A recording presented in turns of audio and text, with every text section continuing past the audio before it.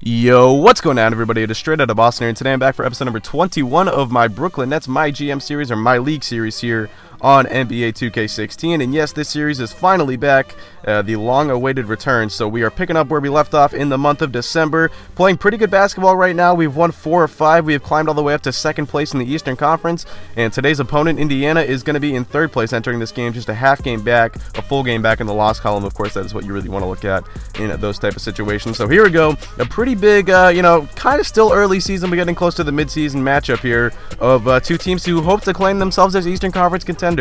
So it's going to be an interesting matchup. We can take a look at the starting fives.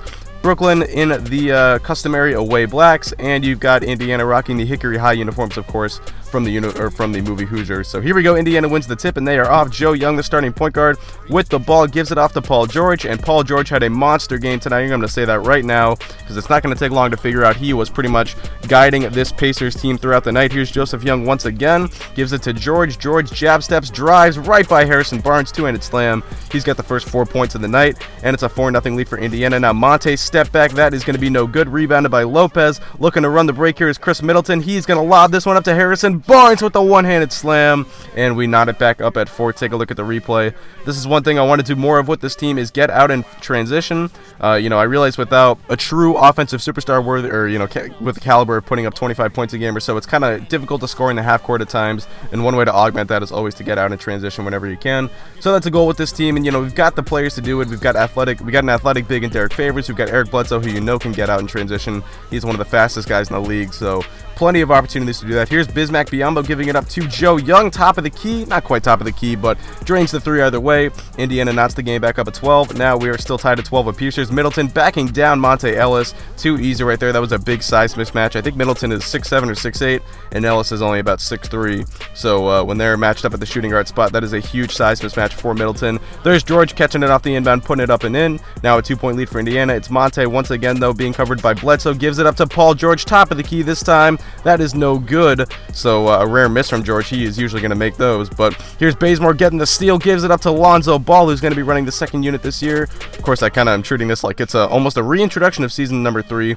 for this Nets franchise, as has been a while since I posted this. But of course, there is another and one, and it's Paul George. Once again, he's got 10 points already. He would have 11 of Indiana's first 21. He misses there. Now here's Lonzo Ball running the break. He's going to look for Kent Bazemore down the baseline with the one-handed slam. And there's the Kia slam cam right there, Kent Bazemore. He has impressed in the first couple episodes of season number 3. Definitely a surprising pickup, or a surprisingly good pickup, I should say, because we picked him up for pretty cheap. I think a 1-year, $2 million contract. And, of course, in real life, he's been playing really well this year. He's going to get paid this offseason. But, kind of picked him up just on the cheap, and he's been really good for us so far. So, impressive stuff out of him. George knocks down another one, and it's 25-20 at the end of 1.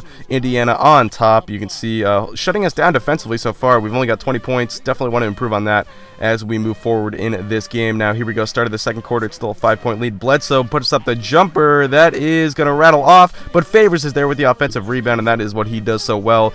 Puts it back up and in. It's a 3-point game now. A block by Lopez. Barnes with the rebound, collects it, gives it to Bledsoe, who's going to lob this one up for Derek Favors with the two-handed slam.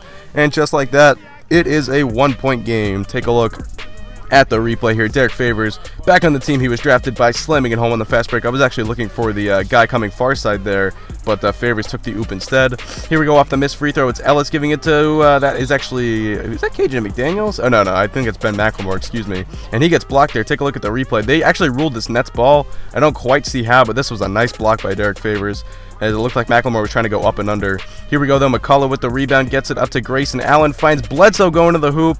And that is really where we're going to look for Bledsoe to do the bulk of his scoring. In the half court, I'm usually looking to distribute with my point guard, but Bledsoe is so good on the break and he's so quick that he is going to have an opportunity to score in this offense if he gets out and runs. But here we go, though. It's McCullough with the ball, tries to dribble it in, gets stopped, and finds Bledsoe for the 3, and he splashes that one home. So it's back to a 1-point game now, 39-38. Here's George in the corner, though, picked up by Bazemore, looking for the screen, goes right around. He's got an open lane, one-handed slam. Paul George just having his way right now with this Brooklyn defense. Now it's Chris Dunn with the rebound, the point guard out of Providence. He finds Paul George on the break, bounce pass, and then the two-handed slam right there. Back up to a 5-point lead for Indiana. It's Bazemore with the ball. He's going to find his man Lonzo Ball in the corner. That's not usually ball strength in his game. He's not quite a great shooter yet. Hopefully we'll improve that as the years go by, but He knocks down the corner three there, and then the Monte floater right there, put that one high up in the air, and that one goes, so it is 49-43 now. Dunn with the ball looking for George on the break one more time. 51-43, Indiana opens up an 8-point lead, and that will be the score as we enter the half. So it is 51-43. Bazemore's bucket did not count. That was after the buzzer, of course. So here we go. Take a look at the halftime report. The big thing for Brooklyn is the turnovers. We shot 7 less field goals than they have, and we have 7 turnovers. I think you can equate the two. Of course, we do have Indiana has 3 turnovers of their own, but you know, offensive rebounds and such can also add into the field goal discrepancy. But here we go. Bledsoe with the jumper. That one is good. So we get the lead down to 6, and Brooklyn really came out strong in the second half. You know, we were trying to close down that lead as soon as possible. It's Lopez on the pick and roll, slamming it down. Now it's a 2-point game, 53-51 now. Couple possessions later, it is going to be Barnes going to the basket, left-handed layup, and we are all knotted up at 55. A 12-4 run for Brooklyn to start the half and tie up this game. Now we've got a 4-point lead actually, but it's George pulling up for 3. He knocks it down, and the lead is back down to 1 for Brooklyn. Now it's Joseph Young with the ball looking for the screen from Miles Turner. He's going to eventually give this one down to Turner, and he puts that one in. So Indiana retakes the lead here. Now it's Young pushing the tempo once again. George can't get that one to go. It's rebounded by Bledsoe. He's going to push the tempo himself up the court to Barnes with the two-handed slam, kind of posterizing George a little bit there.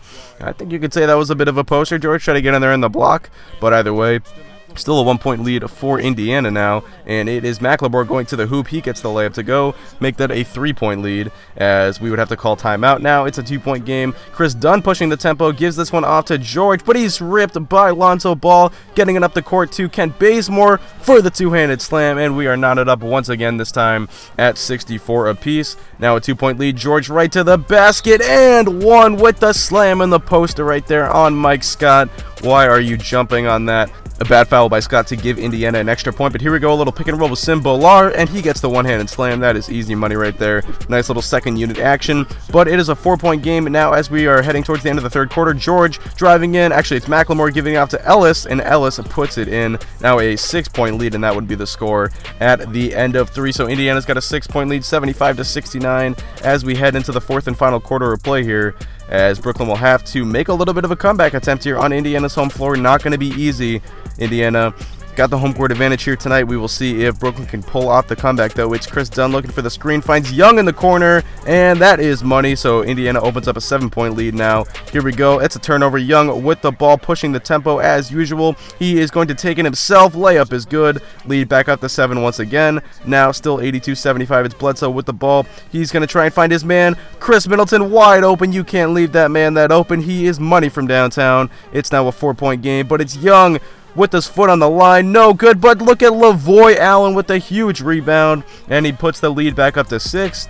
And then still a 6-point game. It is Ellis jumper is no good, rebounded. Turner, one of the most impressive rookies this season in real life. Miles Turner gets the offensive rebound and puts it back up and in. 8-point game now. Here's Middleton trying to get something going. Little pick and roll, favors two-handed slam. We get the lead back down to 6, just over 4 minutes to play. But it's Paul George. Here is that man again, stepping behind the line. It is money. Paul George puts the Pacers up 9. He is stunting down the court as he is feeling it right now. He would finish the night with 41 points. Middleton, no answers, right back. Lead is back down to 6 now, 93-87. And then it's Favors, finds Barnes behind the line. He got it to go. And it's a 3-point game. Brooklyn is on the comeback trail now, just down 1 possession. Monte's 3 is no good, rebounded by Lopez. And then here we go, trying to get out in transition. Can we get a quick bucket? Bledsoe pushing the tempo, gets into the paint. Layup is good, and it's a 1-point game, 93-92. Now it's Indiana's turn to respond. Paul George, he's got the ball in his hands. Hop step, layup is blocked by Favors, a huge block, and Bledsoe's got the board. Here he goes, pushing the tempo. He is going to find Brook Lopez trailing. No one picked him up, and Brooklyn takes a 96-95 lead. A huge bucket right there. Great patience by Bledsoe. Allowed Lopez to come up the floor uncovered, and then Bledsoe takes it himself. 98-95 now with 30 seconds to play. Indiana needs a bucket. It's George's time. Can he get it to go? No, he cannot. Rebounded by Barnes, and then we get it up the court to Middleton, and Middleton is going to ice this game with the two-handed slam. Brooklyn is going to go on to win it, as it is going to be a 102-95 final. An impressive fourth quarter comeback by the Brooklyn Nets. We put up, 33 points, I think, in the fourth quarter. That was really good stuff, and we get a really big win. Like I said, it's kind of early in the season to be considering games like these big games or must-win games, but definitely a confidence builder to be able to go into the home court of the third best team in the East and beat them.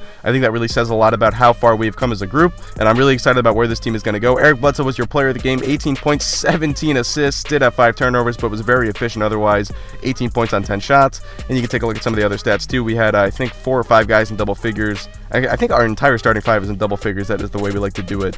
And you can see the plus-minus discrepancy. Really, our bench was what killed us that game. The starting 5 all had really big positive plus-minuses. So anyway, George, 41 points on 36 shots. He definitely did a bulk of the work on offense for Indiana. That is going to do it. I hope you guys enjoy. Thanks for watching. Welcome back, everybody. Ernie Johnson here along with Shaq and the Jet as we present our Jordan player of the game, Eric Bledsoe. For some guys, a double-double is a great night, but he makes it a regular occasion, and it's an occasion his teammates never get tired of seeing. He was dead on from the field tonight, guys. I'd call his performance economical because there was no wasted opportunities. He took advantage of every good look he got. I mean, everything he put up was going in. Man, I can't say enough about Bledsoe. He's strong, he's fast, aggressive, and Bledsoe is a terrifying on-the-ball defender. I mean, he truly scares the guys he's guarding. He's scaring me, Ernie, and I don't even have a ball. And that brings us to the end of our broadcast for this evening. For Kenny Smith, Shaquille O'Neal, Kevin Harlan, and our illustrious 2K Sports Group, this is Ernie Johnson saying good night, and we'll see you again soon, but not soon enough.